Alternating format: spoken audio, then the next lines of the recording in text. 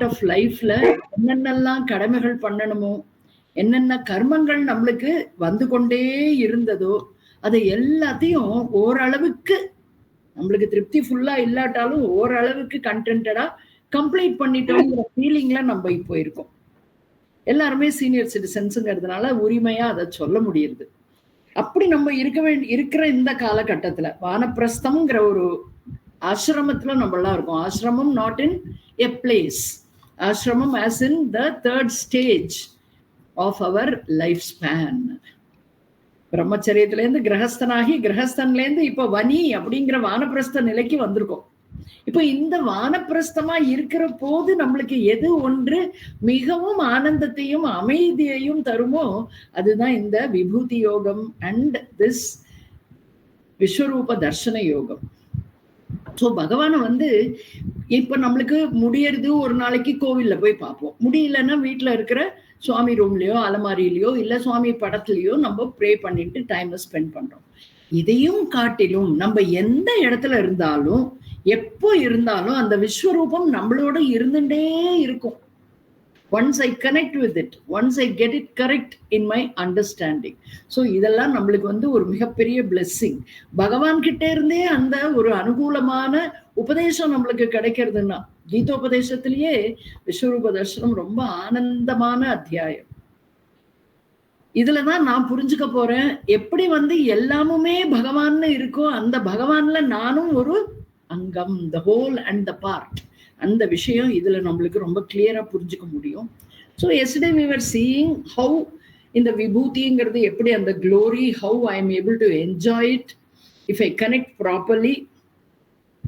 எல்லாத்தையும் நம்ம பகவான் பகவான் பகவான்னு நம்ம பார்த்துட்டு இருக்கோமானா எப்படி நம்மளுக்கு அது ஆனந்தத்தை தரும். It is not merely looking at every thing as பகவான், இட் இஸ் ஆல்சோ பகவான் தான் எனக்கு ஆதாரம். இந்த ஆஷான்னு ஒரு நாமரூபம் இருக்குன்னா எல்லாரும் அவாவா பேரை போட்டுக்கணும். அப்படின்னு ஒரு நாமரூபம் இருக்குன்னா நான் முதல்ல புரிஞ்சுக்க வேண்டியது என்ன அப்படின்னா, I must first understand though this namarupam is constantly available for perception, this cannot be, இது இருக்கவே முடியாது அந்த அதிஷ்டானம்ங்கிற சச்சிதானந்த சைத்தன்ய ஸ்வரூபம் இல்லாமல்.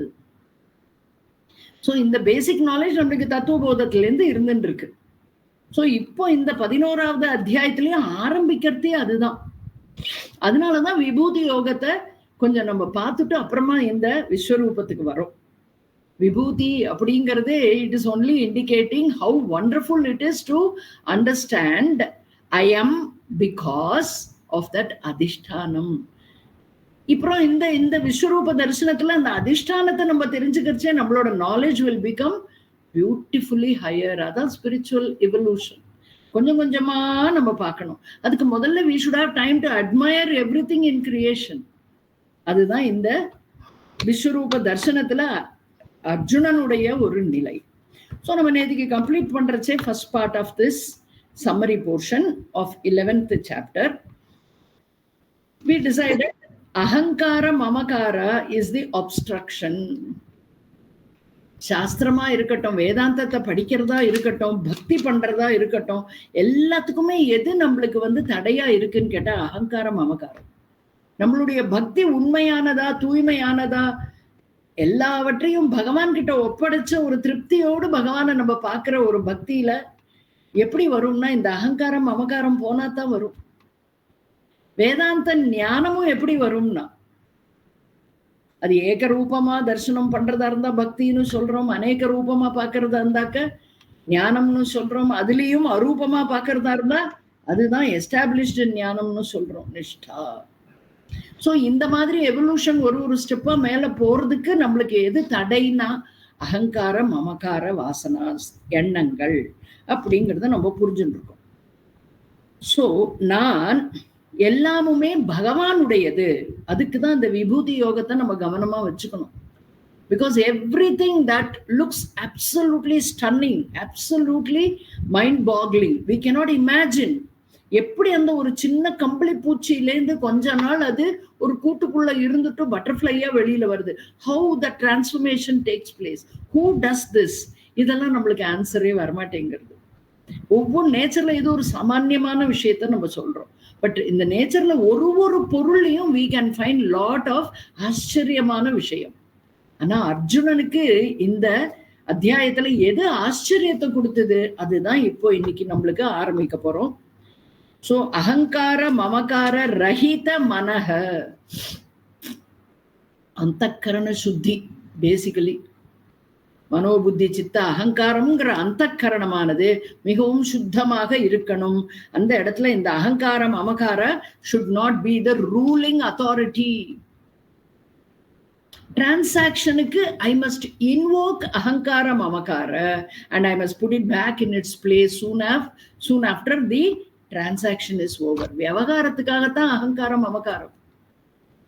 இந்த அகங்காரமே நான், இந்த மமகாரம் இதெல்லாம் என்னோடதுன்னு நம்ம நினைக்கிறது தான் நம்மளுக்கு மிகப்பெரிய தடையாக இருக்கு. Give up that notion. அதுதான். சோ நம்ம 6வது அத்தியாயத்துல நிதித்தியாசனம் தான், வேதாந்த தியானம் தான் முக்கியம்னு படிச்ச போது இதுதான் அங்க சொல்லப்பட்டது. You have to let go of this ownership of anything in this creation. அதுக்கு என்ன காரணம்னு இங்க நம்ம பார்க்கிறோம். Because everything is nothing but manifestation of Bhagavan. When it is Bhagavan, it is Bhagavan's property. Therefore, I cannot claim anything as நான், எனது, என்னுடைய. இந்த அகங்கார மமகார ரஹித மனஹ, அது இல்லாத மனம். இல்லாத மனம்னா அது டோட்டலா போகாது. இந்த சரீரம் உள்ள பர்யந்தம், சரீரம் எது வரைக்கும் இருக்கு, பிராரப்த கர்மம் இருக்கிற பர்யந்தம் அங்க கண்டிப்பாக இந்த அஜிடேஷன்ஸ், இந்த அகங்காரம் மமகார இவைகள் எல்லாமுமே கண்டிப்பாக இருந்தேதான்.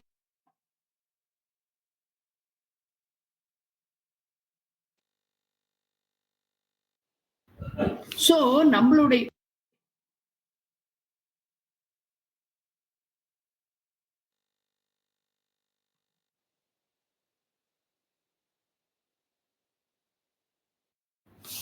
sorry about it. There was one disturbance, so I had to sort it.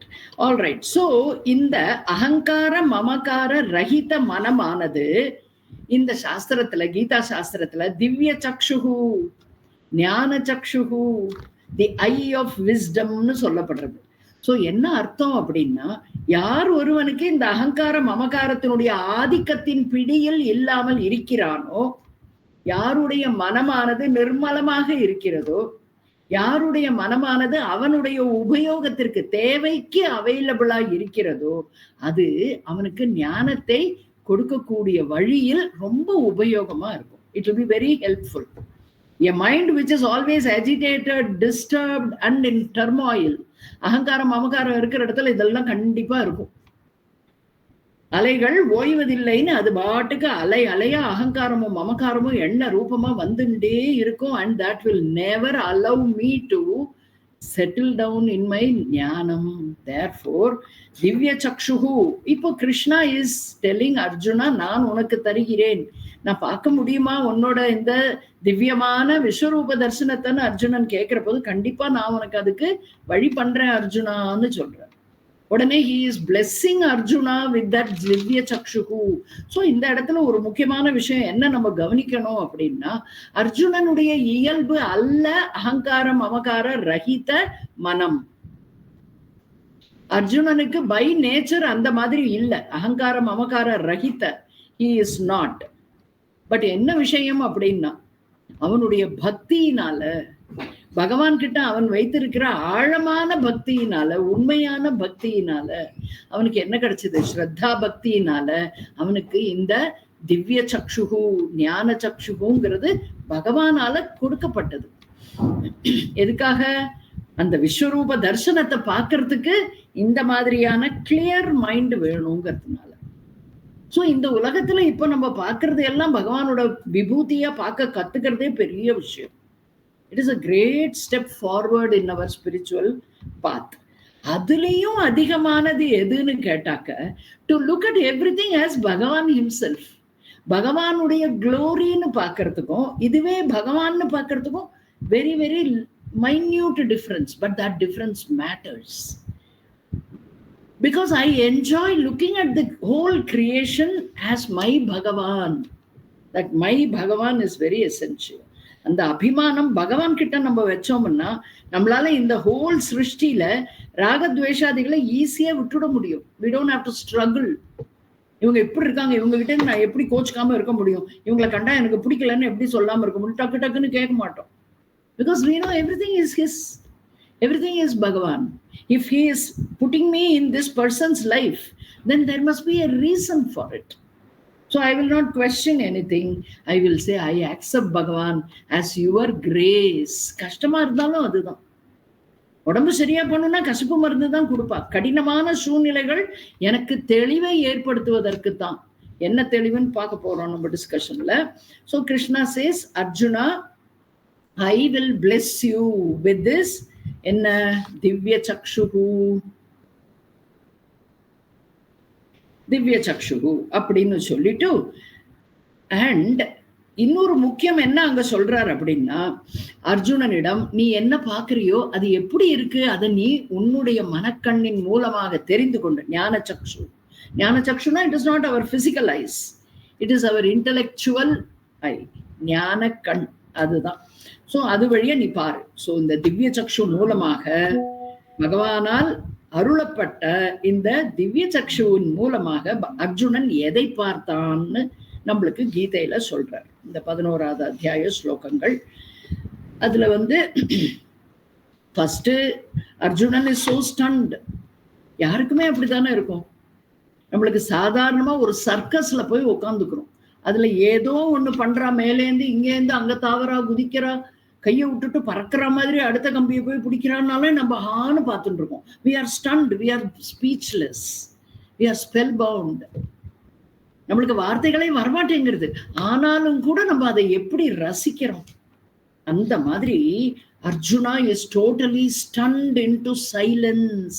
Arjunan இத்தனை நேரம் கேட்டு இருந்தது எல்லாத்தையும், எனக்கு கண்ணு தெரியா, நான் உன்னை பார்க்க முடியுமா, எனக்கு அதை எப்படி பார்க்கறது இன்னெல்லாம் கேட்டு இருந்தான். ஆனா இப்போ என்ன ஆச்சு, பகவானுடைய அந்த திவ்ய விஸ்வரூப தரிசனம் கண்ணுக்கு முன்னாடி விஸ்வரூபமா அங்க பாக்குற போது he becomes speechless, stunned in the transfer not only of this external understanding of Vishwarupam, but also the internal transformation in his mind. See, that is also very essential for a sadhaka. நம்மெல்லாம் சாதகர்கள். யாரெல்லாம் சிரவணம் பண்ணி மனனம் பண்ணிட்டு இருக்காளோ அவ எல்லாருமே என்னன்னா ஒரு பிராக்டிஸ்ல ஈடுபட்டு இருக்கும். ஞான யோக மார்க்கத்துல போகிறதுக்கு உண்டான முயற்சிகள், பயிற்சிகள், இதைத்தான் நம்ம பண்ணிட்டு இருக்கோம். That only. So when we are putting forth so much of effort, I should understand Arjuna is not seeing ஒரு புது form of Bhagavan. பகவான ஒரு புதுமையான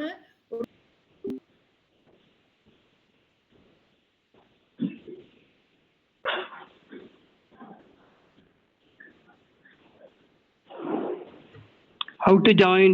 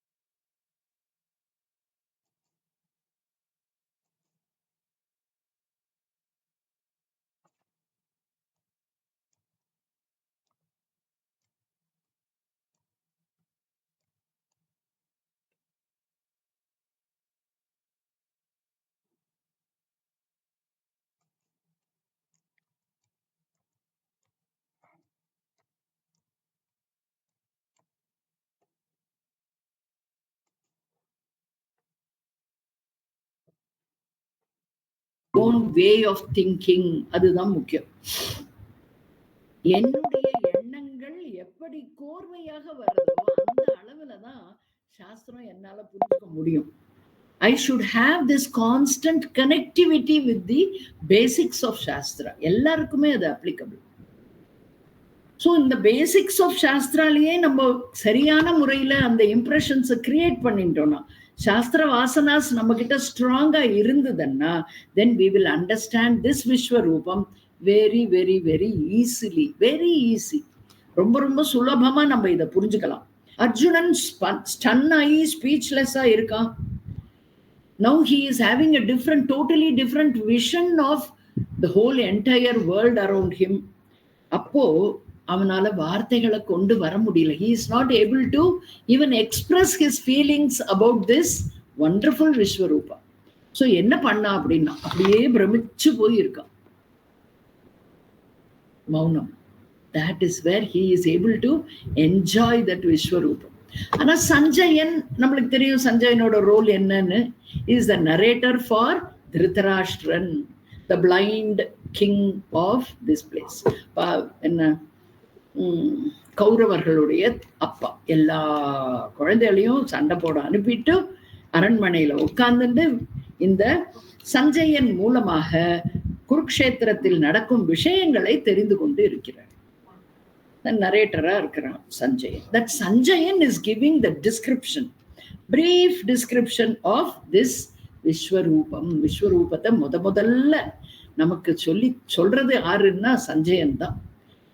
Though he is sitting in the palace, he has already been blessed with the ஞான சக்ஷு because of his qualification.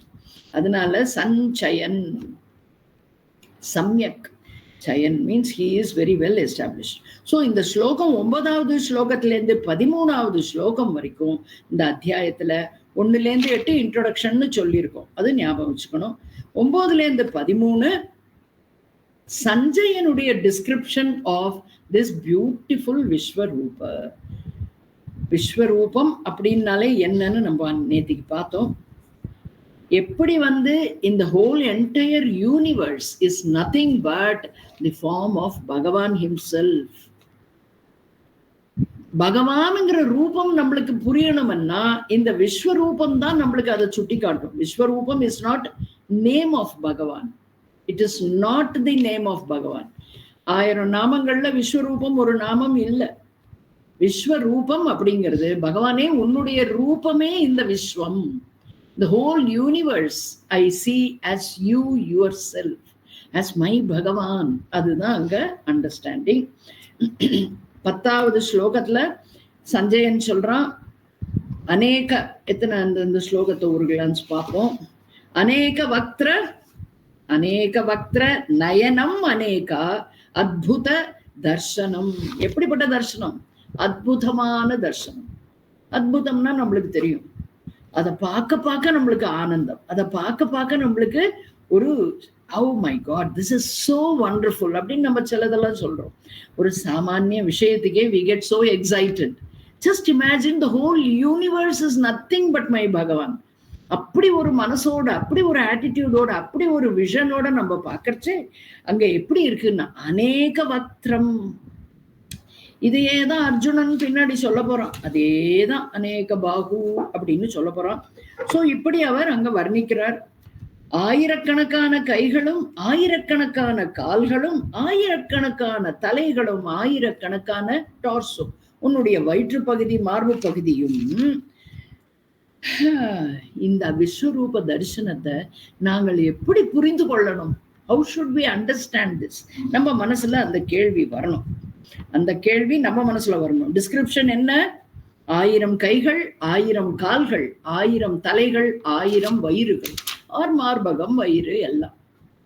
இது எல்லாமுமே எப்படி என்னால் சரியான முறையில் புரிந்து கொள்ள வேண்டும் அப்படின்னா, கமெண்டேட்டர் பாஷ்யக்காரர் எப்படி சொல்றாருன்னா, don't imagine Krishna appeared with all these attachments. Krishna எப்படி இருக்காரு அங்க? அவரோட ரெகுலர் 2 கை 2 கால் 1 தலை இதோட தான் அங்க என்னவா இருக்கார்? சாரதியா இருக்கார். பார்த்தனுக்கு சாரதியா அங்க இருந்துட்டு இருக்காரு. அங்கதான் உபதேசம் பண்றார். ஒரு சாரதி அந்த எஜமானனான அர்ஜுனனுக்கு உபதேசம் பண்றதுதான் இந்த கீதோபதேசம். So we should not imagine. எது பண்ணக்கூடாதோ அதை முதல்ல சொல்றார். Don't imagine Krishna appeared in front of Arjuna. அர்ஜுனனுக்கு முன்னாடி 1000 கைகள், கால்கள், தலைகள் இத மாதிரி வந்துட்டான்னு நினைக்காதீங்கோ. கையும் காலும் அப்படியே தொங்கிட்டு இருக்கு. 1000கணக்கான கையும் காலும் எப்படி ஒட்டின்னு இருக்கும் உடம்போட. 1000கணக்கான உடம்புகள் எல்லாம் அப்படி அப்படியே அங்கங்க ஹேங்கிங் இந்த மிட், சஸ்பெண்டட் இந்த மிட் ஏர் மாதிரி இருக்கு. அண்ட் இந்த தலைகள் எல்லாம் எப்படி இருக்கு, ஷோல்டர்ஸ், 1000கணக்கான ஷோல்டர்ஸ்ல 1000கணக்கான தலைகள் ஒட்ட வச்ச மாதிரி இருக்கு. இந்த மாதிரியான ரூபத்தை இங்க சொல்லல. அப்படி இருந்ததுன்னா that will be a very terrible form. You cannot get bhakti, you cannot be fascinated, you cannot be ஆச்சரியம், வரவே வராது. You will not have any wonderment in that. It will be very terrifying, fearsome இருக்கும் பார்க்கறதுக்கே. அர்ஜுனனுக்கு fearsome ஆக போறது, ஏன்னா அவன் அதை அப்படிதான் பார்த்தான். பட் நமக்கு கொடுக்கறது டீச்சர்ஸ் எப்படி, குரு பரம்பரையில எப்படி கொடுத்துருக்கா அப்படின்னா, சிம்பாலிசம்னு ஒண்ணு நம்மளோட இதுல உண்டு. Gurudev has written a book on symbolism also about various devatas and everything. அந்த மாதிரி இந்த விஸ்வரூபத்தினுடைய சிம்பாலிசமும் நம்ம புரிஞ்சுக்கணும். 1000 தலைகள், 1000 கால்கள், கரங்கள் எல்லாம் நம்மளுக்கு சொல்றார் அப்படின்னா, it means all the people around in this creation, எல்லா ஜனங்களும், எல்லா மனிதர்களும், எல்லா பிராணிகளும், எல்லா கை காலோட இருக்கிற விஷயம் எல்லாமுமே என்னன்னு கேட்டா, that is பகவான்ஸ் ரூபம். That is where you can feel the presence of Bhagavan. You keep on asking, பகவானே நான் உன்னை என்னைக்கு பார்க்க முடியும், நான் உன்னை எப்ப பார்ப்பேன், எப்ப நீ எனக்கு தரிசனம் கொடுப்பேன்னு சாஸ்திரம் சொல்றது. இந்த விஸ்வரூப தரிசனம் சாப்டர் படிச்சப்புறம் அந்த கேள்வி மனசுல வரக்கூடாது. எங்க பார்த்தாலும், எத்தனை பேரை பார்த்தாலும், அவளுடைய தலையை பார்த்தா, கையை பார்த்தா, காலை பார்த்தா எல்லாம் என்னன்னா இதுதான் விஸ்வரூப தரிசனம். 1000 கரங்கள், 1000 கால்கள், 1000 தலைகள், சிரசு எல்லாம். அதனால்தான் நம்மளுக்கு என்ன சொன்னா, புருஷ சூக்தம் சொல்லி கொடுத்தான். சகஸ்ரசீர்ஷா புருஷஹ சகஸ்ராக்ஷ சகஸ்ரபாத், அவ்வளவுதான், அது போதுமே. சபூமிம் விஸ்வதோ விருத்வா, பியூட்டிஃபுல்லான ஒரு description of Vishwaroopa Darshanam is actually that புருஷ சூக்தம். Guruji has wonderfully written a commentary on the Purusha Suktam also, Swami Tejomayananda. ரொம்ப ரொம்ப அருமையான கமெண்ட்ரி. அதெல்லாம் நம்ம படிச்சுட்டோம்னாலே இந்த விஸ்வரூபத்தினுடைய தாற்பயம் நம்மளால புரிஞ்சுக்க முடியும், சிம்பாலிசம் நம்மளால புரிஞ்சுக்க முடியும். ஸோ இது எல்லாமுமே, எல்லாம் நாம் பார்த்தவா எல்லாருமே, பார்க்கிறவா எல்லாருமே, பார்த்தவர்கள், பார்க்கிறவர்கள், பார்க்க போகிறவர்கள் எல்லாருமே உண்மையில் இது எல்லாமுமே தி மேனிஃபெஸ்டேஷன் ஆஃப் பகவான் அப்படிங்கிறது நம்மளுக்கு புரிஞ்சுக்கணும். அதுதான் விஸ்வரூபத்தினுடைய எசன்ஸ். அண்ட் இதுக்கு முன்னாடி இந்த விஸ்வரூப தரிசனம் அப்படிங்கிற இந்த டாபிக்கை இந்த சாப்டர்ல படிக்கிறதுக்கு முன்னாடி நான் எப்படி இருந்தேன்னா, என்னோட ஆட்டிடியூட், என்னோட விஷன் எப்படி இருந்தது அப்படின்னா, நான் யாரை பார்த்தாலும் இது நான், அது நீ அப்படிங்கிற அஸ்மத் யுஷ்மத் இந்த தாட் என்னோட மனசுல இருந்துட்டே இருக்கும். I will not think I am the same as you or you and me are not different. முடியாது. நீ அது, நான் இது, அது உன் கை, இது என் கை. பஸ்ல போர்ச்சே பார்க்கணும், யாரோட காலாவது நம்ம மேல பட்டுடுத்துனா நம்ம என்ன சொல்லுவோம்? இங்க நிக்கிறேனே, கண்ணு தெரியலையா, காலை அண்ணண்ட எடுங்கோ, என்னோட காலை நீங்க மிதிச்சுன்னு இருக்கீள். எத்தனை விஷயங்கள் அஜ்ஞானத்துல இருந்து அங்க வெளிப்படுறது. இந்த விஸ்வரூப தரிசனம் படிச்சுட்டோம்னா காலை வலிக்கிறது இதான் சொல்லுவோம். அது உன் காலு, இது என் காலு, என் கால் மேல நீ உன் காலை வச்சு அழுத்தின்னு இருக்க, இதெல்லாம் தோண கூட தோணாது. தட் நான் நீ அப்படிங்கிற பாவனை மனசை விட்டு போயிடணும். அந்த இடம்தான் அர்ஜுனன் இப்போ ஸ்தம்பிச்சு போய் நிற்கிறான். வார்த்தைகளே வெளியில வரல, அவனால ஒண்ணுமே நினைச்சு கூட, எண்ணங்கள் வந்தா தானே வார்த்தை வர்றதுக்கு. மனமே ஸ்தம்பிச்சு போய் நிக்கிற ஒரு நிலையில அர்ஜுனன் அங்க இருக்கான்.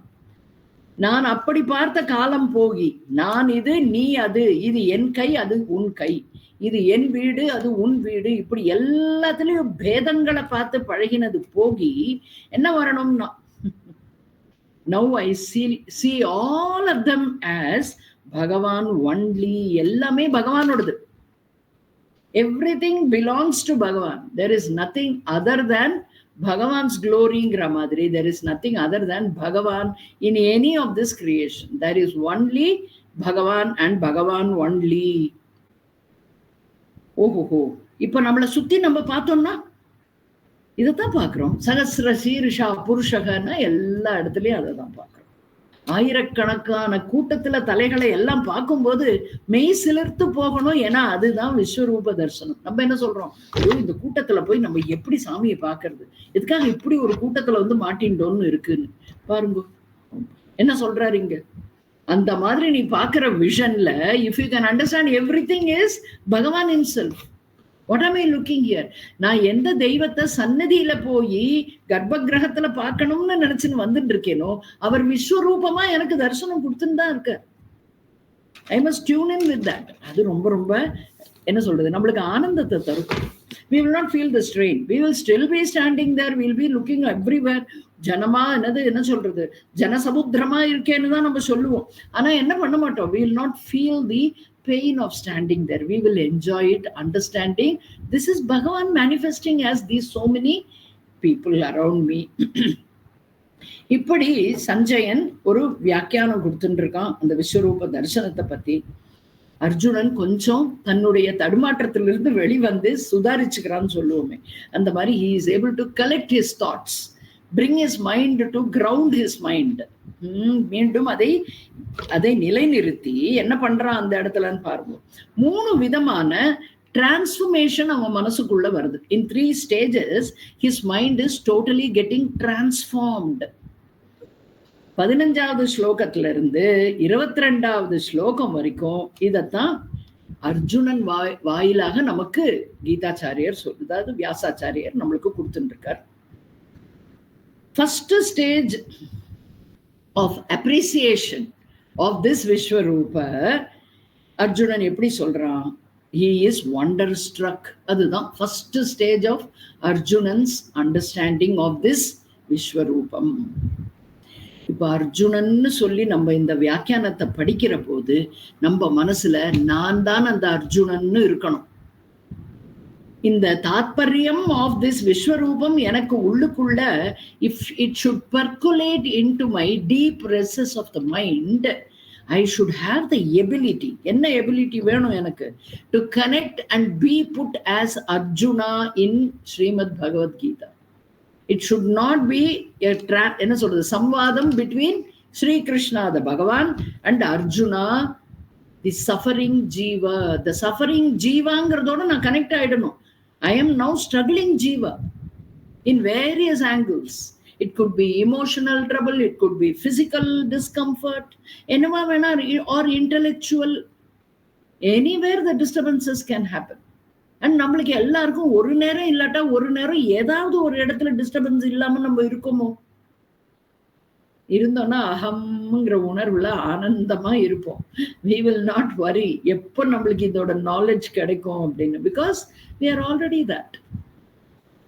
so இந்த கிரியேஷனோட அழகை பார்த்து, இந்த கிரியேஷனுடைய அற்புதத்தை பார்த்து அப்படியே ஸ்தம்பிச்சு போய் நிற்கிறான் அர்ஜுனன். அதுதான் அவனோட மனசுல ஏற்பட்ட முதல் இம்பாக்ட். அதுக்கப்புறம் நம்மளால ஏன் அந்த மாதிரி பார்க்க முடியல? நாங்களும் தான் தினம் காத்தாலும் எழுந்துட்டு மலையை பார்க்குறோம், மனுஷால பார்க்குறோம், அங்க இருக்கிற மிருகம் பட்சி எல்லாத்தையும் தான் நாங்களும் பார்க்குறோம். ஆனா ஏன் எங்களால அதுல இருக்கிற பியூட்டியை எங்களால கவனிக்க முடியலன்னு கேட்டேன். இங்கிலீஷ்ல ஒரு போயம் படிச்சிருப்போம் நம்மளாம் சின்ன வயசுல. என்னன்னா, what is life if full of care? It's a beautiful long poem. உங்களால அதை கூகுள் பண்ணி கண்டுபிடிக்க முடிஞ்சு படிச்சேன்னா you will enjoy every word. If you are interested in literature, if you are interested in poems mainly, அதோட ஒரு அழகு நயம், அதில் எப்படி அவர் இந்த வாழ்க்கையினுடைய அவலத்தை வெளிப்படுத்துகிறார். Everything is around us so beautifully created, but no time to stand and stare. What is life if full of care? All the time you are worried, you have so much to worry about, so much to think, so much to decide, so much to do. இப்படியே நீ வாழ்க்கையை பார்த்துட்டு இருக்கியே, when will you have the time to stop all these worrying and put your mind into this beautiful creation and start admiring Bhagavan's work? முதல்ல அது பகவானுடைய விபூதியா பாரு, பகவான் இப்படி எல்லாம் சிருஷ்டி பண்ணிருக்காருன்னு பாரு. அதுக்கப்புறமா அதுதான் பகவான்னு பாக்குறதுக்கு ரொம்ப கஷ்டமே வராது. So step by step Arjunan எப்படி டிரான்ஸ்ஃபார்ம் ஆகணும், நம்மளும் அந்த மாதிரி we have to tune in with this Shastra teaching. That is very very important. Okay, ஒரு நாள் கூட ஒட்டடைய பார்த்து எப்படி இந்த ஸ்பைடர் இந்த ஒரு பியூட்டிஃபுல் ஜியாமெட்ரிக்கல் டிசைன்ல இப்படி ஒரு வலைய பின்னிருக்கு நம்ம யாரும் பார்க்க மாட்டோம். ரொம்ப வேதாந்தத்துல ஈடுபாடு இருக்கிறவா ஊர்ணநாபி சொன்ன மாதிரி சிருஷ்டியும் இப்படித்தான், பகவான் தன்னிடமிருந்தே எல்லாவற்றையும் வெளிப்படுத்துகிறார், அதை தன்னிடம் இருக்கும் சக்தியினால் நிர்வாகம் பண்ணிட்டு இருக்கார் ஸ்திதி. அண்ட் அவர் எப்படி இந்த அதுக்கு பேரு எட்டுக்கால் பூச்சி அந்த வலையில இருக்கக்கூடியது எல்லாத்தையும் தனக்குள்ள இழுத்துக்கிறதோ அந்த மாதிரி அவர் சர்வ சிருஷ்டியை லயமாக்கிக்கிறார் தனக்குள்ள. இந்த மாதிரி அடுத்த லெவல்ல திங்க் பண்றவா இருப்பா நிறைய பேர், வேதாந்த சாஸ்திரத்திலேயே கிடக்கிறவா. ஆனா இது பக்திக்கும் உண்டு, ஞானத்திற்கும் உண்டு இந்த விஸ்வரூப தர்சனம். So this a bhakta can also enjoy so much. There is so much for a bhakta to improve his bhakti, and there is so much for a jnanam. Jnanamna the student who is pursuing jnanam, sadhaka. So most unique in the whole entire creation is this beautiful spider's web. Do we have time? If at all we have time, நம்ம என்ன பண்ணுவோம்? எடு அந்த ஒட்டடை குச்சியை, இல்லாட்டா vacuum கிளீனரை கொண்டா புடிச்சு போடு இந்த ஒட்டடைய. இது பாரு கண்ணை உறுத்துறது பார்த்தாலே. இவ்வளவுதான் நம்மளால முடியும். Our limitations are only this much. எங்க உங்க வீட்டுல நீங்க ஒட்டடையே அடிக்க மாட்டீங்களா? எட்டுக்கால் பூச்சி வந்தாக்க ஆஹா என்ன அழகான கிரியேஷன் அப்படின்னு நினைப்பீங்களா? கேட்கிறவா இருக்கா? It is very difficult to explain to them how and why. Okay, so we will leave it. Eventually everyone will understand it. This is a most unique creation. நம்மளுக்கு அதுக்கு நேரம் கிடையாது. எக்ஸ்ட்ரோவர்ட்டட்னஸ் உலகம் எதற்குன்னு புரிஞ்சுக்காதவாளுக்கு உலகம் is only for me to gain more and more happiness, joy. கரும்புலேருந்து எப்படி சாரை எடுக்கிறதுக்கு கசக்கி புழிஞ்சு சக்கையாற வரைக்கும் பண்ணணுமோ அந்த மாதிரி எனக்கு வாழ்க்கைன்னு ஒண்ணு இருக்கிற வரைக்கும் அதுல இருக்கக்கூடிய எசன்ஸான ஆனந்தத்தை நான் பிழிஞ்சு எடுக்கணும். சாஸ்திரம் சொல்றது நீ ஒண்ணுமே பண்ண வேண்டாம், உன் சொரூபமே அதுன்னு புரிஞ்சுட்டேன்னா வெரி சிம்பிள்னு.